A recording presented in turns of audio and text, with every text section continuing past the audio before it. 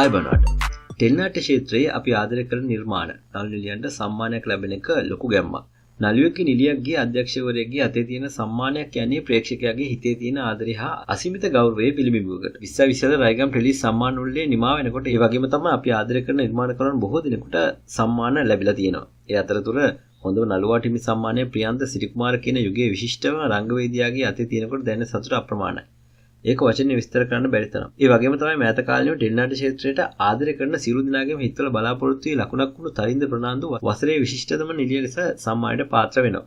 මම හිතන්නේ මේ සම්මානයට ඇය සුදුසුද කියලා අහුවොත් අද්දකම උස්සන ප්‍රේක්ෂකයන් පිරිසක් ඇයට එකතු වෙලා තියෙනවා කියන්න පුළුවන්. ඒ වගේම සුසුම් රස්තිය අදුව වියලි, බැක්සයිඩ්, ටේක් කෙයාර්, මීයා වගේ සුපිරි නිර්මාණ කීපයක් අතර විශිෂ්ටතම සම්මානය දිනාගත් වියලි සම්මානවලකදී අපි ආදරය කරන නිර්මාණ එහෙම සම්මානීය වෙනකොට අපිට ඒක හරිම සාධාරණ විනිශ්චයක් විදිහට පේන්න ගන්නවා. ඒ වගේම අපි ආදරය කරන අයට සම්මාන අහිමි වෙනකොට ඒ සම්මානය අසාධාරණයි කියලා දැනනවා. ඒ විදිහට අපේ හිතේ තියෙන ආදරයට අභියෝගයක් එල්ලුනේ ජනප්‍රියම සම්මානයේදී. මෙවර රයිගම් ටෙලිස් ජනප්‍රියම සම්මානයේ ඇත්තටම විවාදයට හේතු වුණේ මේ නිසා. උද්දික ප්‍රේමරත්නට ජනප්‍රියම නළුවා සම්මාන හිමිවීමෙන් සැලකිය යුතු අවුලක් තිබුණත් මේ වන විට වැඩිම කතා වෙන්නේ ජනප්‍රියම සම්මානයේ දිනක්ෂි ප්‍රසාදට හිමිවීම ගැන. දිනක්ෂි ගැන කතා කරට කලින් උද්දිකට ගියොත් උද්දික කියන්නේ ශ්‍රී ලාංකික කලා ක්ෂේත්‍රයේ අති දක්ෂයෙක් කියන එක අවිවාදාත්මකයි. ඒත් මේ වන විට ජනප්‍රියම නළුවා උද්දිකද නැත්තම් සාරංගද කියන කාරණේදී කියන්න වෙන්නේ දෙන්නම නෙවෙයි කියලා. මං හිතන්නේ දේශපාලන කියන මඩගොඩට බැස්සට පස්සේ උද්දික කියන කලාකරුවා මිය ගියා.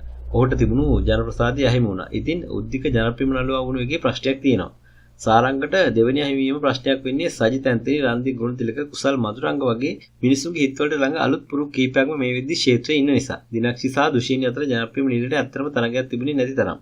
පිරිමි ළමයි, ටේක් කෙයාර් වගේ නිර්මාණ කීපයක් නිසා දිනක්ෂිට විශාල අවධානයක් හිමි වුණා. ඒක ඇත්ත. ඒත් අවධානය කියන්නේ ආකර්ෂණය කියන එක නෙවෙයි. හැබැයි දුෂීනට පුදුම තරම් ජනතා ආකර්ෂණයක් තියෙනවා වගේම අවසානයේ වෙනතුරු රයිගම් සම්මානවල ජනතාවගේ මනාප වලින් පෙරමුණේ පසුුනේ ඇය. ඉතින් කොට්ටේට උරියක් කනපිට ගහනවා වගේ සම්මානය ලැබෙනකොට ඒ දිනක්ෂි කියලා දැනගත්තාම ප්‍රේක්ෂකයෝ වුණත් කන්ෆියුස් වෙන එක සාධාරණයි. සමාජ මාධ්‍යවල කමෙන්ට් සෙක්ෂන් වලට අනුව නම් මේ වෙනකොට ජනප්‍රියම නිලිය වෙන්න ඕනේ දුෂීනි. ඒ තවාසනාවට රයිගම් ජනප්‍රියම සම්මාන දෙන්නේ මිනිසුන්ගේ මනාපලෙන් මිසක් කමෙන්ට් සෙක්ෂන් වල කමෙන්ට් බලලා නෙවෙයි. මේක ගැන අපේ මත විවේචන මොනවා වුණත් දැන් සම්මාන ලැබිලා ඉවරයි.